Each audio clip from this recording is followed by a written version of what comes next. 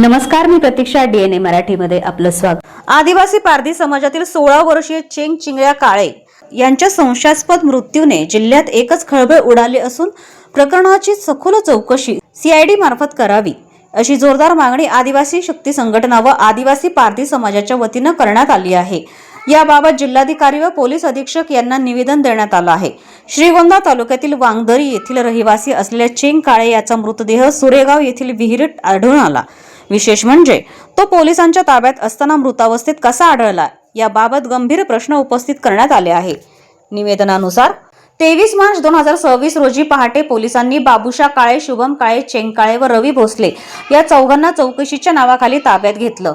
त्यावेळी त्यांना मारहाण करून 2 वाहनांमधून नेण्यात आल्याचे प्रथमदर्शी पूजा काळे यांनी पाहिल्याचा दावा करण्यात आला. पुढे त्यांना बेलवंडी पोलीस ठाणे, पोलीस अधीक्षक कार्यालय अहिल्यानगर, श्रीरामपूर व अकोले येथे नेण्यात आल्याचं सांगितलं. दरम्यान 27 मार्च रोजी सुरेगाव येथील विहिरीत एका युवकाचा मृतदेह आढळून आला आणि तो चेंग काळे असल्याचं स्पष्ट झालं. त्यामुळे पोलीस कस्टडीत असलेला युवक विहिरीत मृतावस्थेत कसा असा सवाल उपस्थित झाला असून या प्रकरणाची CID मार्फत सखोल चौकशी करावी. संबंधित सर्व पोलीस ठाण्यांचे स्टेशन डायरी, CCTV फुटेज व अधिकाऱ्यांचे CDR तपासावेत. दोषी आढळणाऱ्या अधिकारी व कर्मचाऱ्यांवर एट्रॉसिटी व सदोष मनुष्यवधाचा गुन्हा दाखल करावा अशी मागणी निवेदनाद्वारे देण्यात आली आहे. सोमवार दिनांक 23 मार्च 2026 रोजी आदिवासी पारधी समाजातील 4 युवकांना पोलिसांच्या 2 गाड्या आल्या सुरेगावमध्ये आणि या 4 युवकांना त्या ठिकाणी उचलून घेऊन घेण्यात आलं.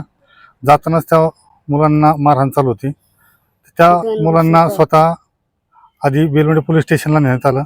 बेलवंडी पोलीस स्टेशनच्या नंतर त्यांना अहिल्यानगरचं जे आपलं SP ऑफिस आहे त्या ठिकाणी आणण्यात आलं. त्यानंतर श्रीरामपूर पोलीस स्टेशन आणि नंतर अकोले येथे त्या मुलांना 4 मुलांना नेण्यात आलं. या सगळ्या घटनाक्रमामध्ये अकोले पोलीस स्टेशनवरून साधारण 24 तारखेला रात्री त्या कुटुंबियांना फोन आला आणि त्यांना सांगण्यात आलं की तुम्हाला त्या मुलांचे कागदपत्र त्या ठिकाणी आणून द्यायचे, आधार कार्ड, रेशन कार्ड वगैरे असतील ते.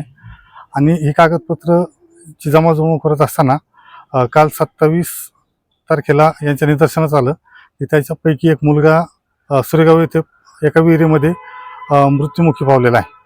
आपल्या देशामध्ये एखादं जनावर मेलं तर त्याची चौकशी होते, परंतु पारधी समाजातील एक युवक पोलिस उचलून घेऊन जातात, त्याची हत्या होते आणि त्याची कसल्याही प्रकारची दखल या ठिकाणी प्रशासनाकडनं घेतली जात नाही. त्यामुळे आज आम्ही माननीय जिल्हाधिकाऱ्यांना या ठिकाणी भेटलेलो आहोत. जिल्हाधिकाऱ्यांना आम्ही विनंती केलेली आहे की सदरील घटनेची CID मार्फत चौकशी झाली पाहिजे. ही जे 4 मुलं आहेत त्या 4 मुलांना ज्या पोलीस स्टेशनला त्या ठिकाणी नेण्यात आलं, बेलवंडी आपले SP ऑफिसचं कार्यालय असेल, श्रीरामपूरचं असेल, अकोल्याचं असेल, या 4ही ठिकाणच्या स्टेशन डायरी असतील, त्याचे जे काही समजा CCTV कॅमेरे असतील आणि जे कर्मचारी त्यामध्ये होते, जे अधिकारी होते, त्या अधिकाऱ्यांचं सर्वांचं जे काही कॉलचे CDR आहेत ते CDR या ठिकाणी चेक झाले पाहिजे आणि या मुलाला न्याय मिळाला पाहिजे. या मुलाचं आतापर्यंत पोस्टमॉर्टम केलेलं नाही आहे. आमच्या घरच्यांची, सगळ्या या कुटुंबियांची, पीडित कुटुंबियांची मागणी अशी आहे की हे पोस्टमॉर्टम जे आहे ते ससून रुग्णालयामध्ये झालं पाहिजे आणि या सगळ्या प्रकरणाचे, सगळ्या पोस्टमॉर्टमचं व्हिडिओ रेकॉर्डिंग या ठिकाणी झालं पाहिजे. त्याचबरोबर याच्यामध्ये जे काही आरोपी आहेत त्या आरोपींवरती ॲट्रॉसिटी आणि सदोष मनुष्यवधाचा गुन्हा या ठिकाणी दाखल झाला पाहिजे.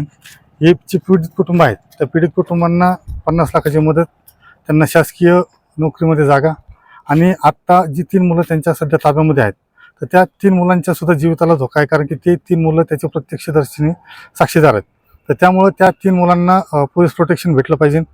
हे सुरेगाव गावातले लोक हे सुद्धा भयभीत आहेत. तर त्यांचं म्हणणं आहे की आमच्या मुलांना सुद्धा खोट्या नाट्या गुन्ह्यात अडकवतील, आमच्या मुलांवर पण खोट्या नाट्या कारवाई करतील, आम्हाला मारहाण करतील. तर त्यामुळे यांच्यामध्ये भीतीचं वातावरण आहे. त्यासाठी या सगळ्या कुटुंबियांना या ठिकाणी पोलीस संरक्षण देण्याची या ठिकाणी सक्त आवश्यकता आहे. आणि ही जी मुलं आहेत जी आता 3 त्यांच्या ताब्यात आहेत तर त्यांच्यावरती विशेष लक्ष देण्याची गरज आहे, कारण की त्यांना या सगळ्या घटनाक्रम माहिती आहे कधी काय झालं ते. तर त्याच्यामुळे त्यांच्या जीविताला सध्या खूप मोठ्या प्रमाणात धोका आहे.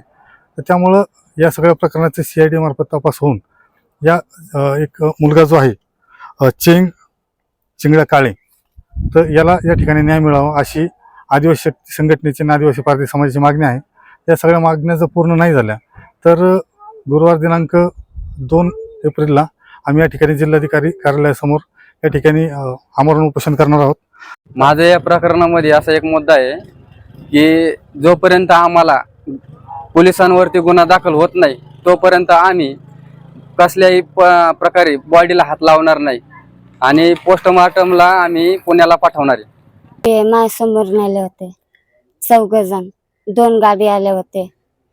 पोलीस 2 गाडीमध्ये आले होते. 4 जण हाणमार केले, 2 बी सुद्धा झाले. ते नेले, त्यांनी माझ्यासमोर नेले. ऊसतोडीचं काम करतोय साहेब आमचे मुलं. आमचे पोर काय तसला धंदा करत नाही, काय नाही. तुम्ही जिवंत नेलतं होतं, इथून जिवंतच आणून द्यायचं होतं ना पोलीस स्टेशनला. मारून कस काय माझं मुलगा विहिरीत आणून टाकून दिलं. माझं पोरग मेलं म्हणून मी आलोय ना दादा.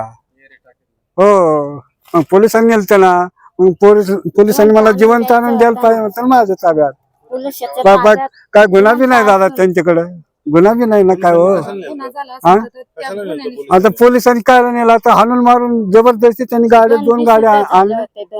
हो.